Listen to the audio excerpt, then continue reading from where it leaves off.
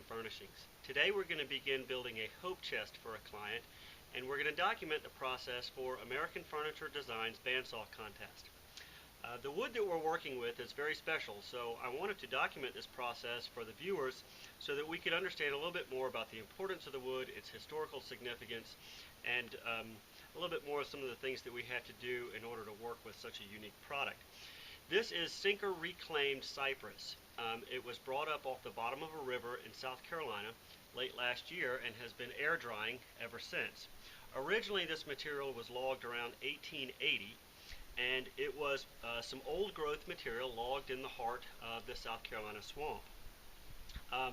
The material, being that it has sat in a dark environment on the bottom of a river sitting in mud for over a century, has caused it to bring on some very special characteristics. For one, the color has been stained the color of the tannin from the leaves that are in the river. So that's a very unique characteristic. It is all old growth, and it is very, very high quality material, but it had to be air dried for a substantial amount of time in order to get it to a usable product.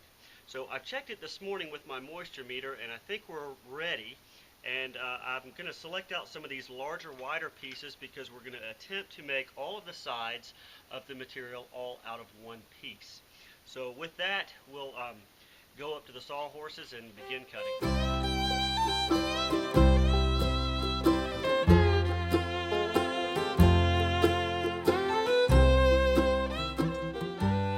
So we've selected out one piece that's going to make up all four sides of the hope chest. And of course this material was originally just slabbed out of the heart of the log. So what we have is a natural edge on two sides.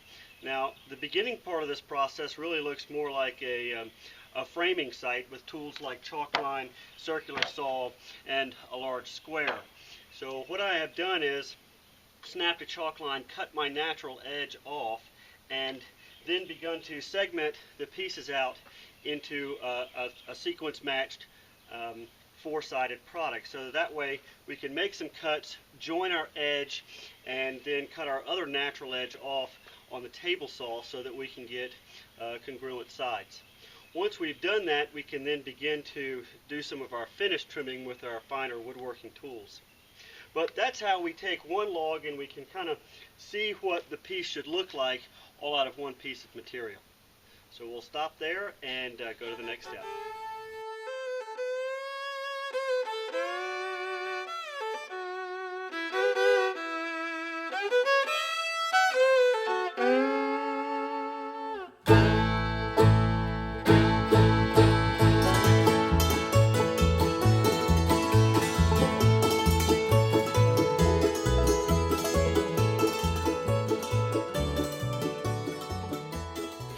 The next step in the process is to repair any defects that could cause a problem down the road. Now this material has been sitting underneath the water for over a century. So that condition can cause some significant problems and exacerbate some stress cracks that may already be in the material. So drying is a critical component here, and we do use both an air drying system and a kiln drying system, but this material has been air drying for a substantial amount of time, so I think we're probably okay. But what we do have, we have some very minor stress cracks that have been exacerbated by the fact that this product was submerged for a long time. So we must address that at this point, and the way I do that is I use a two-part epoxy system. Now there's lots of epoxy systems out there on the market, and they all work very well. I'm particularly fond of the West System epoxy two-part system, which has these little handy pumps that enables you to pump out the exact right amount, never too much of one side of the equation and not enough of the other.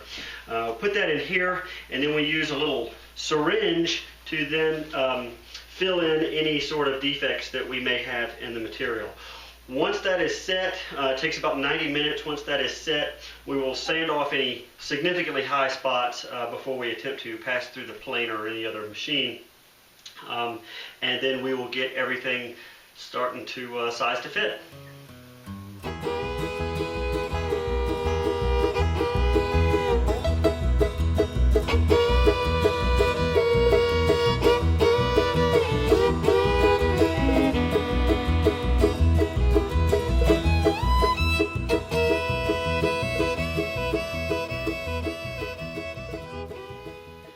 we're nearing some of the final stages for our hope chest that we're building for the American Furniture Design Bandsaw Contest.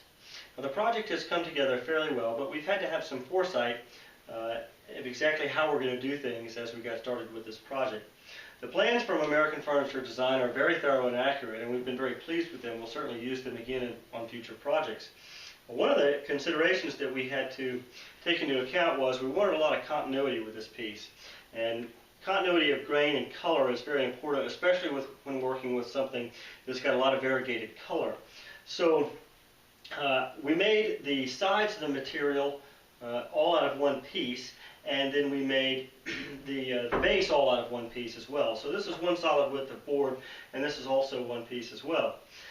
In order to make it look right, you'll notice that there is a dramatic change in color at different spots in the log, and that's primarily due to the mud that the wood sat in for over 100 years absorbed some different colors.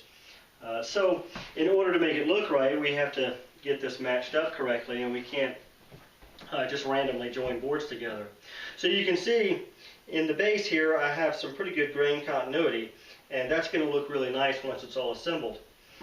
Another thing to consider when working with sink or reclaimed cypress is that this product is typically pretty brittle, and once it's dried out, it does machine fairly well, it does sand well, but cutting a feathered edge can cause a lot of cracking and splintering.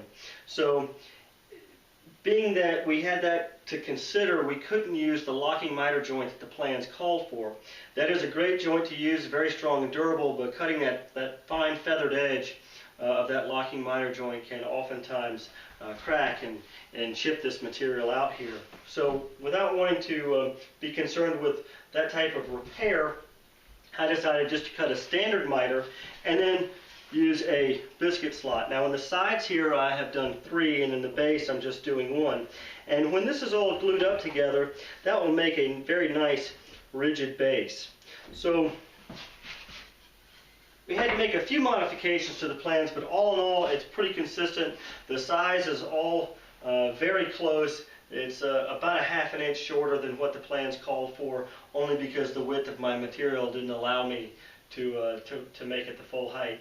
But other than that, it's an exact copy of what the plans called for, and we've got some hardware that we're going to install, a lid mechanism to hold the lid open and some hinges.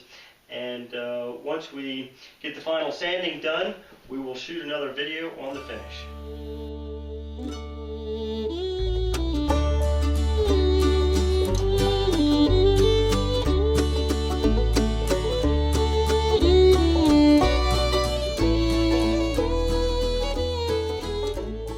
Now that our piece is completely assembled, we've begun to apply our finish. The plans from American Furniture Design were very thorough in explaining all the different types of finishes that are out there, and my personal favorite is a penetrating tung oil finish. And one of the reasons why I like this type of finish is it seems to accentuate and bring out some of the high figure of the old growth wood. And specifically what I'm talking about are medullary rays. Medullary rays begin to appear when the material is sawn across the grain, and the open cells come out of that cut at a particular angle. Now you can't really see these until you sand past about 320 grit, but every successive grit that you sand beyond that, it gets better and better.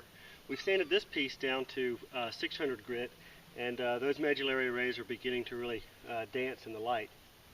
Now I don't use any standard tung oil finish that's off the shelf, and there's a good reason why. A lot of these products are very good quality products, such as Formby's tung oil finish, but these are polymerized tung oils that have various different additives already put in them. So the first coat is the same as the last coat, and that's okay. You can still achieve some great results that way, but I find that you can achieve better results if you make your own finish. So what I do is I make my own using a tung oil base, and then that's a pure tung oil, and then I use turpentine as my cutting agent, and then I have a little bit of standard wiping varnish. Now when I begin the process, I don't add any varnish to the mix. I actually make the finish very runny, very viscous, and that way the first coat begins to penetrate extremely well and go deep into the wood. Every successive coat thereafter, I begin to use less and less of the cutting agent, or less turpentine, and by about the third coat I will start to add maybe about 10% of varnish. By about the fifth or sixth coat I might have as much as 20% varnish, but never more than about a quarter of the solution should ever be varnish. The material can be brushed on, but then it must be rubbed in like you're buffing a car. Once it's rubbed in, it needs to be wiped back off with a dry cloth. And that seems a little counterintuitive, but what the objective is to put the finish into the wood, not on top of the wood. And that is what will accentuate those medullary rays that are so dazzling in old growth material. With that, we're going to continue to finish our piece, and we'll get it off to the future owner. And just want to say thank you to American Furniture Design for a great contest, and wish any other entrants the best of luck, and may the best project to win.